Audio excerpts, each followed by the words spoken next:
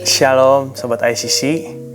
Hari ini saya akan bawakan devotion dengan judul How to be Powerful Christian Part 2. Untuk saudara yang mungkin miss atau belum mendengarkan Part 1, saudara bisa melihat di Instagram ICC atau akun YouTube ICC Bandung.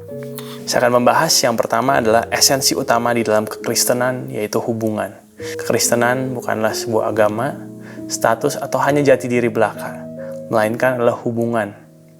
Hubungan antara kita dengan Bapa kita di surga dan hubungan kita dengan sesama manusia. Apa fondasi atau landasan utama di dalam kita membangun hubungan yang baik dengan Tuhan ataupun dengan sesama? Ada 3 hal yang akan saya bahas, dan 3 hal tersebut saling berkaitan satu sama lain. Yang pertama adalah love atau kasih. Yang kedua ada holiness atau kekudusan. Dan yang ketiga adalah power ataupun kuasa. Saya bahas yang pertama, love atau kasih. Kita bisa memberi tanpa mengasihi, tapi kita tidak bisa mengasihi tanpa memberi. Baik materi, waktu, atau apapun perhatian yang kita berikan, pelayanan yang kita berikan, harus dilandasi dengan dasar yang benar, yaitu kasih. 1 Korintus pasal yang ke-13, ayat yang ke-13. Demikianlah tinggal ketiga hal ini, yaitu iman, pengharapan, dan kasih. Dan yang paling besar di antaranya ialah kasih. Lalu kitab Markus pasal yang ke-12 ayat yang ke-30 sampai 31. Kasihilah Tuhan Allahmu dengan segenap hatimu dan dengan segenap jiwamu dan dengan segenap akal budimu dan dengan segenap kekuatanmu. Dan hukum yang kedua ialah kasihilah sesamamu manusia seperti dirimu sendiri. Tidak ada hukum lain yang lebih utama daripada kedua hukum ini. Tuhan ingin segala sesuatu di kehidupan kita didasarkan oleh kasih. Karena tidak ada kuasa, tidak ada power tanpa kasih. Kasih adalah yang terutama. Bahkan kitab Yohanes pasal yang ke-14 ayat yang ke-15. Jikalau kamu mengasihi aku, kamu akan menuruti segala perintahku. Yesus bilang, seluruh perintahku bukan sebagian. Pertanyaannya, sudahkah kita belajar untuk mengasihi Tuhan lebih? Sudahkah kita taat mengikuti segala perintahnya? Dan sudahkah kita mengasihi, melayani sesama kita dengan baik? Poin nomor 2 adalah holiness atau kekudusan. 1 Petrus pasal yang 1 ayat yang ke-15. Tetapi hendaklah kamu menjadi kudus di dalam seluruh hidupmu, sama seperti Dia yang kudus, yang telah memanggil kamu. Rasul Petrus mengingatkan kita bahwa kita harus hidup di dalam kekudusan, di dalam kebenaran, karena Allah itu kudus. Karena Allah yang sudah memanggil kita adalah Allah yang kudus. Kitab Ibrani pasal ke-12 ayat yang ke-14. Berusahalah hidup damai dengan semua orang dan kejarlah kekudusan, sebab tanpa kekudusan tidak seorang pun akan melihat Tuhan. Banyak orang, bahkan hamba Tuhan sekalipun, bahkan Raja Daud sekalipun, mengalami fall down, mengalami kejatuhan karena tidak bisa menjaga kekudusan. Kekudusan adalah hal yang dibangun di dalam kehidupan kita sehari-hari, di dalam kekristenan, di mana hal ini dibangun tanpa seseorang yang melihat. Dibutuhkan integritas dan ketaatan di dalam membangun kekudusan di dalam hidup kekristenan. Kitab 2 Timotius pasal 1 ayat 19 NIV version.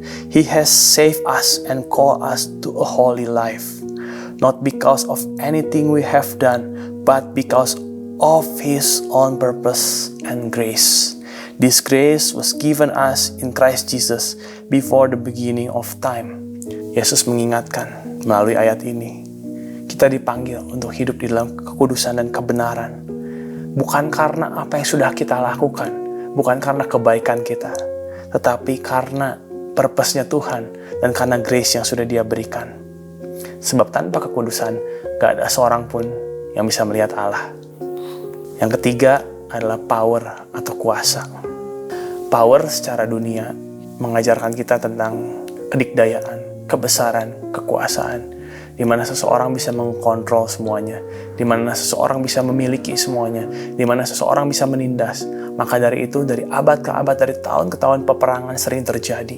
Peperangan gak pernah hilang, karena ada power di antara manusia yang tidak mempunyai kasih dan tidak mempunyai kekudusan tersebut. Tetapi power dan kuasa yang Tuhan kasih di dalam kekristenan bertujuan untuk membangun jemaat, bertujuan untuk melengkapi satu sama lain, bertujuan untuk melayani dan untuk mengasihi. Kitabnya dari Kisah Para Rasul pasal 1 ayat yang ke-8. Tetapi kamu akan menerima kuasa kalau Roh Kudus turun atas kamu, dan kamu akan menjadi saksiku di Yerusalem dan di seluruh Yudea dan Samaria dan sampai ke ujung bumi. Lalu kitab 2 Timotius pasal 1 ayat yang ke-7. Sebab Allah memberikan kepada kita bukanlah roh ketakutan, melainkan roh yang membangkitkan kekuatan, kasih, dan ketertiban. Saat kita hidup di dalam kebenaran firman Tuhan, saat kita hidup di dalam kekudusan, saat kita bertumbuh di dalam kasih, kita akan hidup di dalam kuasa Tuhan yang sempurna, di mana miracles, signs and wonder terjadi, di mana hal-hal ajaib terjadi, di mana pelayanan melalui kehidupan kita, melalui pekerjaan kita, melalui keluarga kita, ada buah-buah yang dihasilkan, ada dampak yang dihasilkan. Saya remind dua devotion ini. Yang pertama adalah miliki iman yang sempurna. Iman yang gak terpengaruh karena keadaan, karena tekanan atau perasaan, tapi iman yang terus berpegang teguh pada janji Tuhan dan pada kebenaran firman Tuhan. Poin dari devotion kedua adalah fokus pada hubungan yang berdasarkan akan kasih, akan kekudusan, dan akan power atau kuasa yang Tuhan berikan. Biarlah setiap jemaat, setiap orang yang mendengarkan devotion ini bisa berdampak, bisa berbuah kehidupannya bagi kemuliaan Tuhan. Terima kasih sudah bergabung di acara Devotion ICC. Sampai berjumpa di devotion berikutnya. Marilah kita berdoa.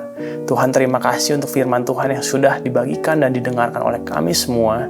Biarlah firman ini bertumbuh di hati yang subur. Biarlah kami hidup di dalam kasih-Mu. Biarlah kami hidup di dalam kebenaran dan kekudusan. Dan biarlah kami menerima setiap kuasa yang Tuhan berikan untuk melayani, untuk mengasihi, dan memuliakan nama-Mu. Tutup bungkus kami dengan kuasa darah Tuhan Yesus. Apapun yang bukan berasal pada Engkau dan segala yang jahat dipatahkan di dalam nama Tuhan Yesus. Serahkan diri kami, keluarga kami, pekerjaan, usaha, semuanya ke dalam tangan-Mu Tuhan. Engkau yang bertahta, berkendali penuh. Pakailah hidup kami untuk kemuliaan nama-Mu. Di dalam nama Tuhan Yesus kami berdoa dan mengucap syukur. Sampai berjumpa di Devotion ICC berikutnya. Shalom, Tuhan Yesus memberkati kita semua. Bye-bye.